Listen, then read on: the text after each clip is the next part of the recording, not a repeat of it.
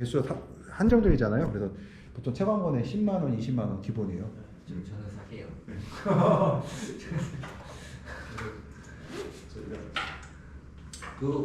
우리가 이제 온실 환경에 그러니까 식물 생리에 대해서 환경에 따라서 식물이 어떻게 반응하냐에 대한 이제 얘기를 좀 해보려고 하는데요. 일단은 우리가 이제 일단은 광합성에 이해하고 광합성과 환경과의 관계에 대해서 공부를 해보면은 오타가 나네. 네.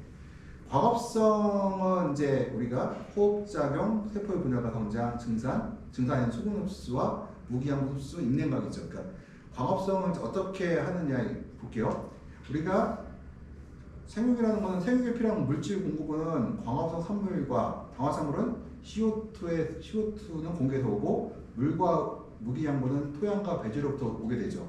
세포 분열이라는 것은 핵이 분열되고 세포막이 만들어지고 세포벽이 생기는 과정이에요. 세포가 만들어내는 과정을 세포 분열이라고 하고 세포 성장이라는 것은 분열을 한 세포가 커지는 과정이라다. 그러면은 앞에 이제 광합성 산물과 무기양분은 바로 세포 분열에 사용돼요. 앞에서. 세포 성장은 물에 의해 성장된다. 물론 세포 성장이 100% 물에 의해 성장되는 건 아니에요. 분명히 일부 무기양분과 광합성 산물이 필요하긴 하지만 대부분 물에 의해 성장한다는 것들이요. 그러니까 우리가 토마토 같은 경우 500원짜리 동전만하게 되어지면은 이미 세포의 분열이 완료된 상태다. 오이 같은 경우도 우리가 방울토마토는 이 손톱만하게 커지게 되면 세포의 분열이 완료된 상태가 되고요. 오이도 우리가 이 손가락 말이 이 정도 크게 되면은 세포의 분열이 끝난 상태가 돼요. 그래서 사람들이 이제 오이 고가는 이미 결정 났다 그러거든요. 다 결정이 나 있어요. 그래서 우리가 미리 따야 되는데 이미 결정 난 상태에는 소용없다는 얘기죠. 그러니까 꽃이 피면은 바로바로 제거해줘야 되는데, 그리고 토마토도 딸라가면 500원짜리 이하에서 먼저 따버리죠. 이미 500원짜리 이상 커져버리면은 별로 광합성 양분의 소모가 되는 것을 줄여주는 도움이 별로 안 돼요. 그래서 미리미리 잘라줘야 돼요. 바로바로. 그래서 세포의 분열과 성장에서 전혀 우리가 분리해서 봐야 되고요. 그러면은 광합성을 하고 양분을 흡수하는 건 뭐에 영향을 줘요? 세포 분열에 영향을 주죠. 광합성을 많이 해야 세포가 많이 만들어지고 세포 분열이 많이 돼서 우리가 세포가 많이 만들어지겠죠. 이 얘기는 과일이 커질 수 있는 확률이 높아진다는 얘기거든요. 그럼 세포 분열이 됐어요. 세포 분열 단계를 볼게요. 핵이 있고요. 세포가 하나가 있어요. 세포가 어떻게 돼요? 분열이 되죠. 핵도 분열이 되고 그 안에 있는 뭐 클로로필도 분열이 되고 뭐 미토콘드리아도 분열이 돼서 이제 가고 분열됐어요. 이것이 어떻게 돼요? 핵 분열을 통해서 분열이 된 다음에 양쪽 끝으로 가게 되죠. 끈으로 가고 나서 그 다음에 세포 질과 세포 벽이 생기면서 이거를 줄로 갈라지게 되죠. 요때까지가 바로 뭐가 필요하다? 광합성 양분이 많이 필요한 시기예요. 그러니까 세포가 커지기 전에 보게 되면은 세포가 현재 요만한 크기의 세포 하나가 2배로 늘어났지만 세포의 크기가 2배로 커지진 않았죠. 그러니까 세포는 오히려 반이거나 반보다 조금 큰 상태가 되고 그 다음부터 이제 우리가 뭐가 나느냐, 바로 세포 분열이 끝나고 세포가 성장되는데 이걸 우리가 세포의 생육이라고 해요. 이제요. 그러니까 광합성에 의해서 어떻게 되느냐, 호흡이 나고 광합성이 호흡과 이제 세포 분열을 만드는데 그거는 바로 온도에 영향을 주겠죠. 온도가 높으면은 세포 분열도 잘 되고 호흡도 많이 되게 되겠죠. 광합성을 많이 하게 되면은 온도가 높아지고 광합성을 많이 하게 되면은 온도가 높은 상태에서 호흡과 세포 분열이 촉진된다. 반면에 광합성을 조금 하면은 온도를 떨어뜨려서 호흡과 세포 분열을 줄이고 천천히 가야 되고요. 그래서 광합성을 많이 했는데 온도가 낮아버리면은 세포 분열도 안 되고 호흡도 안 되기 때문에 온도를 높게 된다는 것이 나오겠죠. 그러면 광합성을 많이 하는 조건, 환경이 좋은 조건에서는 평균 온도를 높여서 우리가 호흡과 세포 분열을 촉진시킨다는 거예요. 그 다음에 뭐가 있어요? 뿌리와 줄기, 그러니까 수분과 양분을 이제 뿌리가 흡수를 하게 되죠.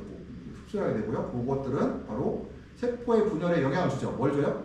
재료를 주면 만들잖아요. 칼슘 같은 것들이 세포벽에 재료니까 세포벽에다 뭘 줘요? 재료를 주게 될 거고, 그 다음에 세포 성장은 뭐예요? 여기다 주는 것이 바로 물이죠. 그러니까 물을 세포로 보냄으로써 세포가 팽창하게 돼요. 세포가 하는데 물을 주게 되면은 우리 근압이라고 들어봤죠. 근압이 있어야 돼요, 없어야 돼요? 있어야 된다. 과잉 근압이 걸리면 이력이 나오지만 근압이 있어야 세포가 팽창하게 돼요. 커지게 돼요. 신축이. 그래서 식물의 세포는 대부분이 물로 이루어졌기 때문에 세포의 성장은 바로 물이 필요한 물이 충분히 공급될 때 충분히 근압이 걸려도 물이 세포 안으로 들어갈 때 세포의 성장이 이루어진다는 거거든요. 그러면 우리가 환경 제어를 줄 때 우리 영향을 주시는 물을 볼게요. 양분 흡수를 도움이 되겠죠. 근권 온도라든가 함수를 갖고 할 수가 있고 과합성도 환경 제어로 우리가 온도라든가 CO2랑 광을 갖고 할 수가 있겠죠. 그러면은 우리가 이제 저기 이제 한번 단위를 한번 만들어 볼게요. 먼저 용어에서 엽록수에 의해서 CO2와 물을 한 연료로 하여 당을 만드는 것을 우리가 광합성이라고 하죠. 지금 볼게요. 물을 원료로 한다고 했잖아요. 그럼 물에서 뭘 빼갈 거예요? H2에서 광합성을 할 때 우리가 뭘 빼갈까요? H. 예? H. 그렇죠. H를 빼가죠. 그리고 당을 그 다음에 우리가 당을 분해하여 CO2를 만들어내고 물을 만드는 과정을 우리가 호흡이라고 하죠. 그러니까 우리가 당을 분해하게 되면 반드시 탄산가스와 물이 배출되게 돼 있어요. 그리고 광합성은 광을 요구하고 광은 에너지가 필요하는데요. 광은 당연히 필요하겠죠. 광합성이 증가된다는 것은 많은 새로운 세포를 만들 수 있으며 작물의 생육이 빨라진다는 것을 의미한다. 빨라진다는 걸 의미하는 것은 빨라진다는 가능성을 만들어준 거지 그렇다고 빨라지는 거 아니고 온도가 높아야지만 그게 올라갈 수가 있거든요. 그러니까 잠재 가능성이 올라간 거죠. 이거는 일단. 그 다음에 광합성은 온도, 광, CO2, 물의 영향을 받고 광합성을 위한 물은 식물의 세포로부터 얻는다.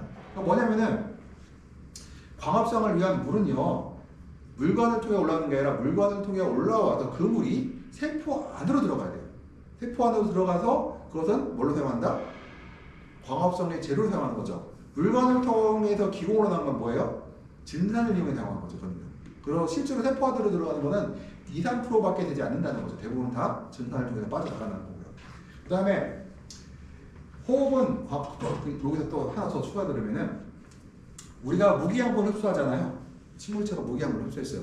무기양분도 마찬가지예요. 무기양분이 그냥 기공을 통해서 물관을 통해서 기공으로 가버리면은 잎에 양분이 축적될 뿐이지 세포를 만들지는 않는다. 그러면은 이 물이 어디로 들어가야 돼요? 세포 안으로 들어가야 돼요.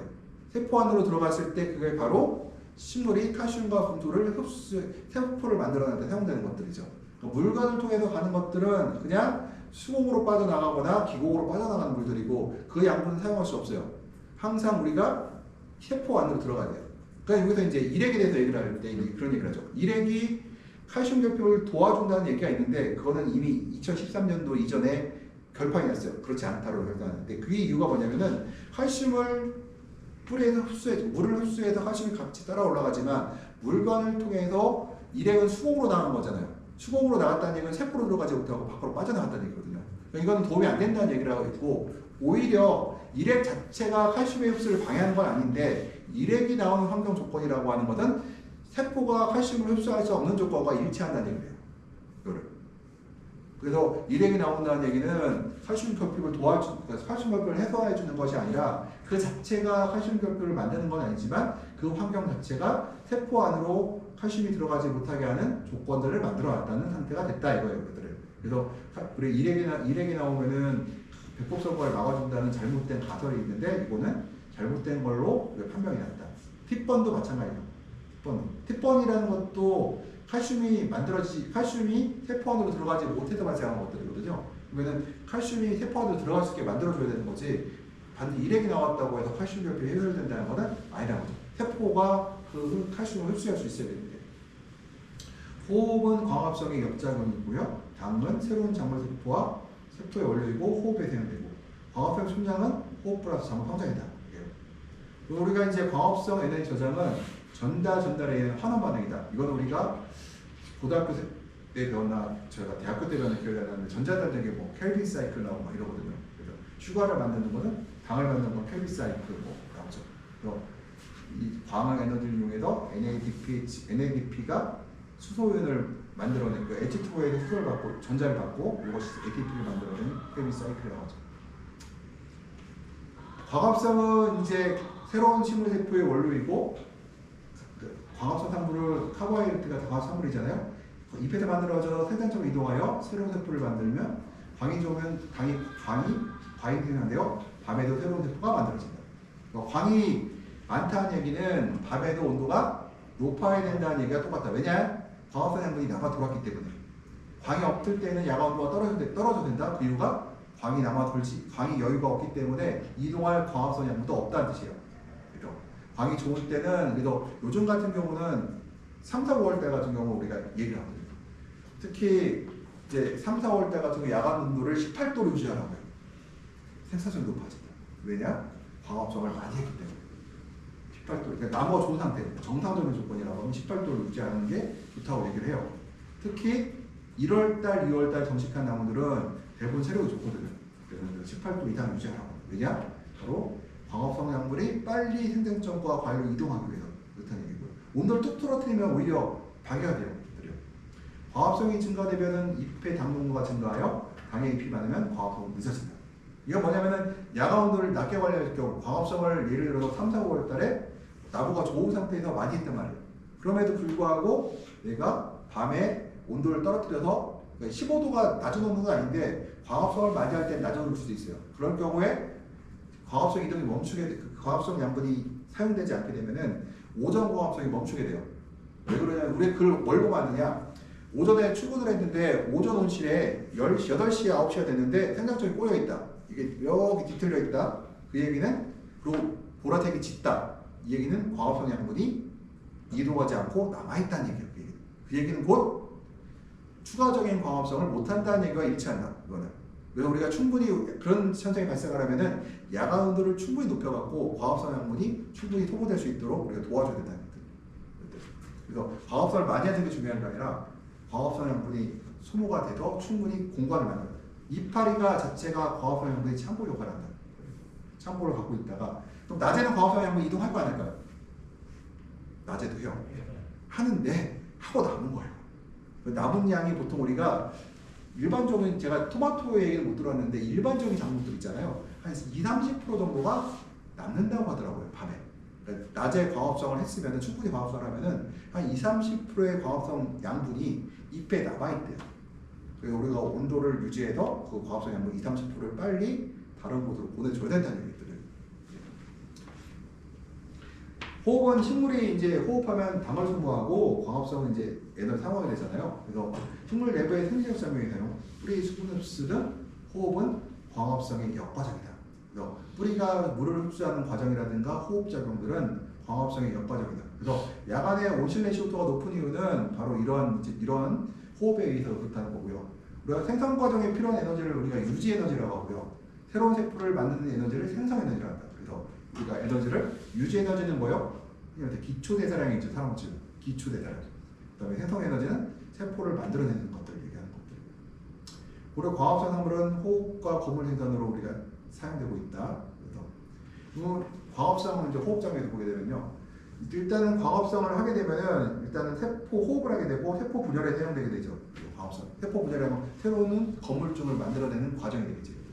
그다음에 이제 호흡 작용을 하게 되면 반대로 당을 갖다가 CO2와 물로 다시 역으로 만들어내죠. 그래서 이건 온도와 호흡은 무조건 온도랑 관련이 있어요.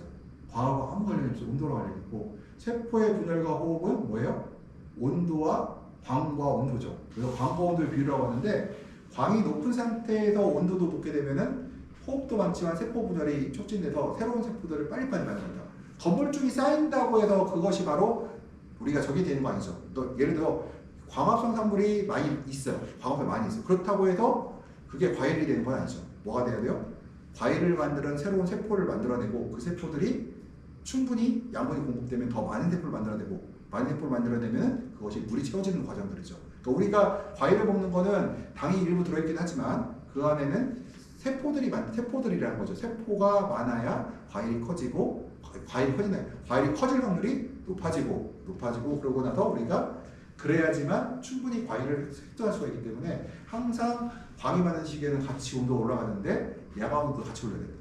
그래서 저희 지도 교수님 같은 경우는 5월 말에 거의 5월 30일 날 교수님 오실 갔는데 그때까지도 난방을 하고 있더라고요. 5월 30일까지 난방하고 있어요.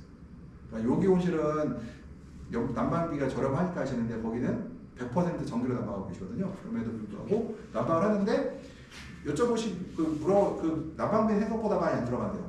16도, 17도 세팅을 했는데 그냥 뭐 깔딱 돌아가고 끝나는 것 같다고 하시더라고요. 아침에 보면 돌아가는 흔적은 있는데 많이 쓰는 것 같지는 않더라.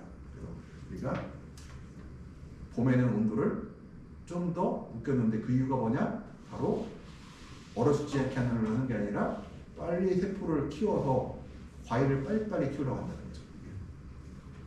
우리가 광합성 제한 요인은 최소의 법칙을 따른다. 이거는 최소의 법칙이라는 거는 온실을 컨설팅하거나 우리 운영할 때 기본적으로 갖고 있어야 할 지식인데요. 이거는 굉장히 고도의 기술이에요. 내 온실에서 뭘 봐야 되냐? 광합성 제한 요인이 무엇인가를 찾아서 그걸 해결하지 않으면 다 해봐야 소용없다는 거죠. 그래서 가끔가다 이제 그런 얘기를 해요. 어떤 분이 그 얼마 전에 광주 저기 어디야 장소를 갔는데 내 온실을 봤더니 옆에 온실하고 비교를 해보니까 생산량이 작은 이유가 나는 100kg를 땄는데 옆집은 120kg를 딴대요. 근데 그 집은 CO2 발생기하고 CO2화 장치하고 포구가 달려있대. 그 사람은 20kg 더 따는 것 같아요. 그럼 포구하고 CO2를 달면 자기 20kg 더 딸 수 있다는 거예요. 근데 그거는 그 사람 생각을 해봐야지. 그거는 그럴 수도 있어요. 근데 뭘 해야 돼요? 먼저 해야 될 게 분석을 해야 되는 거죠. 그 기계가 있다고 해서 생산이 돌아가는 건 아니기 때문에 내 온실에서 광합성 제형이 무엇인가? 근데 딱 봤더니 나는 그 다음 데이터를 봤어요. 그랬더니 시간당 아침 온도가 3도씩 올라가고 있어요. 그러면은 결론가 분명히 생겼을 거예요. 그러면은 일단 그걸 해소해보고 그 다음에 실제로 CO2가 이제 모질라는지 그다음부터 얘기가 나는 거죠. 그래서 최소의 법칙을 따지게 되면 그 집에서는 오전에 광합성을 못한 2시간 정도 결론 때문에 못하는 것이 제 생각에는 생산 요일을 줄이는 결정적인 원인이 될 것 같은데 단지 그분들 생각할 때는 CO2가 저 사람이 있고 저 사람은 안개 분비가 있고 그래서 20kg를 더 딴다. 고 생각하는 거예요. 벨로용 비닐 온실에서 120kg가 생산량의 한계예요. 큰 토마토 기준으로. 더 이상 못 따요. 보강도 없어요. 거의 120kg예요. 한계. 110에서 120kg는 거의 맥시멈이라고. 왜냐면은 일반적으로 제가 다녀보면은 120kg 이상 딴다는 사람은 별로 없어요.